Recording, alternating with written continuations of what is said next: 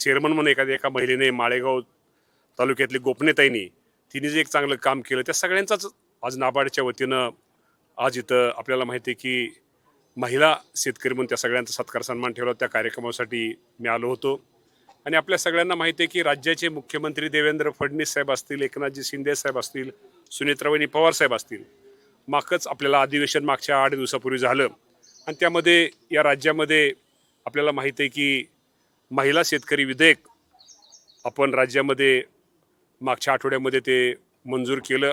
महिलांना आपण शेतकरी दर्जा दिला आणि महिला शेतकरी विधेयक हे मंजूर करणारं देशातलं महाराष्ट्र राज्य हे पहिलं आहे. आणि शेवटी आपण शेवटी महिला पण स्वतःच्या पायावरती उभा राहिली पाहिजे.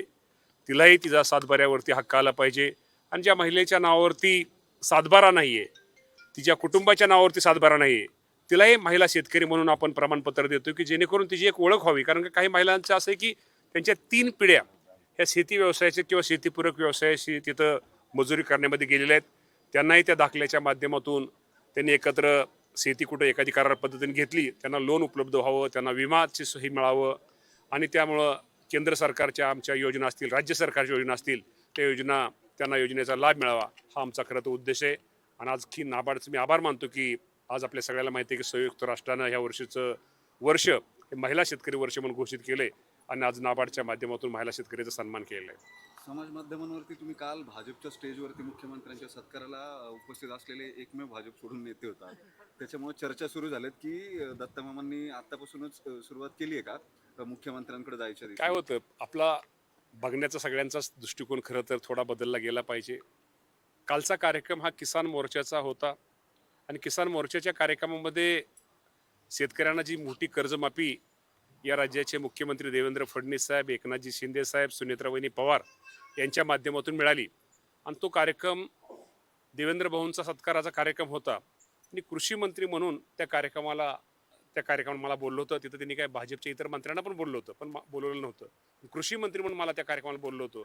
आणि शेवटी ज्या एखाद्या नेत्याने शेतकऱ्यांसाठी एक खूप महत्त्वाचा निर्णय घेतला, 56 लाख शेतकऱ्यांचं माझ्या त्या कर्जमाफीचा लाभ होणार आहे, 40,000 कोटीपेक्षा जास्त रक्कम आपल्या शेतकऱ्यांना मिळणार आहे. शेवटी एखाद्या नेत्याने एखादा इतका मोठा निर्णय घेतल्यानं त्यांचा सत्कार करणं, त्या सत्काराच्या कार्यक्रमाला उपस्थित राहणं, एक कृषी मंत्री मानण्यापेक्षा एक शेतकऱ्याचा मुलगा म्हणून माझं ते हे होतं आणि त्यामुळं त्यांच्या विनंतीला मी त्या कार्यक्रमाला गेलो. पक्षामध्ये एक मोठा रिफ्ट सुरू आहे. काल सुनेत्रावाहिनींनी बैठक घेतली आणि तटकरे प्रफुल्ल पटेल मुख्यमंत्र्यांना भेटले. त्याची माहिती का दिली नाही असं विचार, आधी का कळवलं नाही असं त्यांना खडसावलंय. तुम्ही काय सांगाल? मतभेद हे बातम्या एकदम चुकीच्या आहेत. असं त्यांनी खडसवलं वगैरे नाहीये. शेवटी हे माहितीचं सरकार आहे. आम्ही सगळेच मंत्री आमच्या विभागाचे आम्ही सगळे काम करतो. काम करताना आमचं कृषी विभागाचं एखादं काम आहे, आम्ही थेट मुख्यमंत्र्यांना भेटतो. संध्याकाळी जातो, सकाळी जातो, दुपारी जातो, डायरेक्ट आम्ही बोलू शकतो, आम्ही आमची कामं सांगू शकतो. तटकरे साहेब या राज्याचे प्रमुख आहेत, खासदार आहेत. पटेल साहेब सुद्धा राज्याचे प्रमुख आहेत, खासदार, ते पण खासदार आहेत. त्यामुळे त्यांच्या भागातली त्यांच्या विकासाची कामं जाऊन ते मुख्यमंत्र्यांशी सांगू शकतात, मुख्यमंत्र्यांशी ते बोलू शकतात. आणि त्यामुळं या बाबतीमध्ये आमचा पक्ष नेते आहेत, पवार असतील, तटकरे साहेब असतील, पटेल साहेब असतील, भुजबळ साहेब असतील, हे आमचे सगळे नेते आहेत आणि हे नेत्याच्या नेतृत्वाखाली हा राष्ट्रवादी पक्ष भक्कम आहे. विनाकारण हे अफवा चर्चा करणं बरोबर नाही आणि प्रत्येक जण नाराज आहेत पण त्यांनी अजिबात वहिनी नाराज नाहीत. हो का, वहिनी आणि माझं म्हणणं मी आता काल त्या कार्यक्रमाला गेलो, वहिनींना माहिती नसावं. पण शेवटी कसं असतं, शेवटी कार्यक्रमाला गेलं किंवा एखाद्याची नेत्याची भेट, शेवटी माहिती म्हणून आम्ही सगळे एकत्रच आहोत ना. एखाद्या नेत्याची भेट घेतली किंवा एखाद्या नेत्याला बोललं याचा अर्थ नाही. काल जयंत पाटील पण मागच्या 2 दिवसापूर्वी गेले होते, ते प्रमुख आहेत. त्यांना विचारलं गेलं तर त्यांनी म्हणले तिघं एकत्र गेलेत का? तिघं एकत्र नव्हते. जयंत पाटील त्यांच्या नगरपालिकेला त्यांचं जे नगराध्यक्षांचं डिस्क्वालिफिकेशन झालं त्याच्यासाठी स्वतः ते मुख्यमंत्र्यांना भेटले. याचा अर्थ मुख्यमंत्री हे राज्याचे प्रमुख असतात, त्यांना पक्ष वगैरे काय नसतो आणि कुठलीही कामं करण्याचा शेवटी अधिकार म्हणून प्रमुख म्हणून त्यांना असतो. तर असे अनेक नेते वेगवेगळ्या पक्षाचे हे मुख्यमंत्र्यांना भेटत असतात.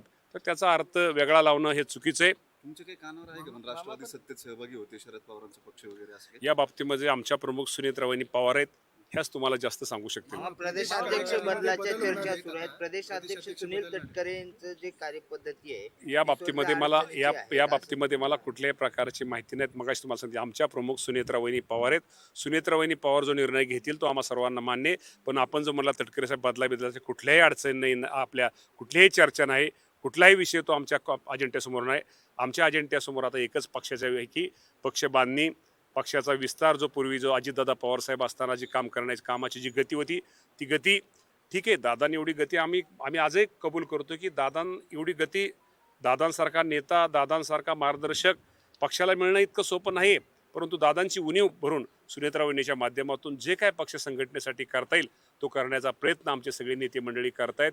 विनाकारण कुणीतरी अफवा, गैरसमज काहीतरी पसरवते, यामध्ये काही नाही. राष्ट्रवादी ही आमची भक्कम आहे.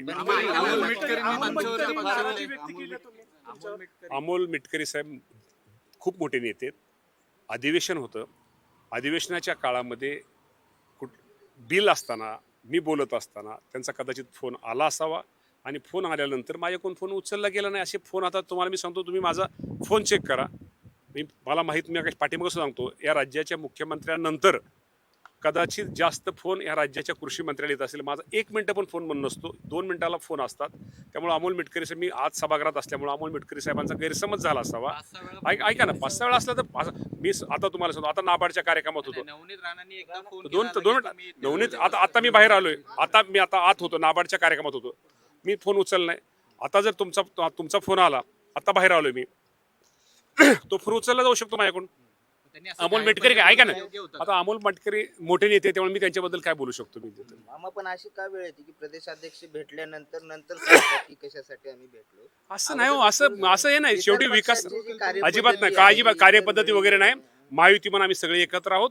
कोणी कोणाला भेटू शकतो, कोणी कोणाला बोलू शकतो. हा दावा अजितदादा असताना करू शकत होते का? 100% दादा, ऐका ना, मंत्र्यांना भेटतील आणि त्याची माहिती हो, असे सुनील अजितदादा असताना सुद्धा आम्ही भेटायचो, तटकरे साहेब भेटायचे, प्रफुल्लभाई भेटायचे, असं काही नव्हतं.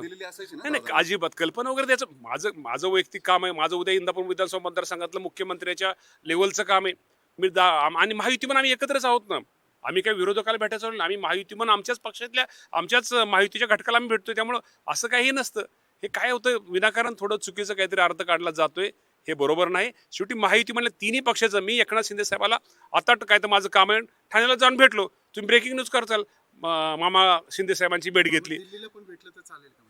कुठं दिल्लीला भेटू द्या, पुण्याला भेटू द्या, नाहीतर कुणी इतर ठिकाणी भेटलं तर त्यामध्ये गैर काय नाही. शेती संदर्भात म्हणजे वीज बिल जे माफ केलेलं आहे 48,000 कोटीचं, त्याच्यावर राजू शेट्टीने टीका केली की देवेंद्र फडणवीस यांनी हा घोटाळा केलेला आहे.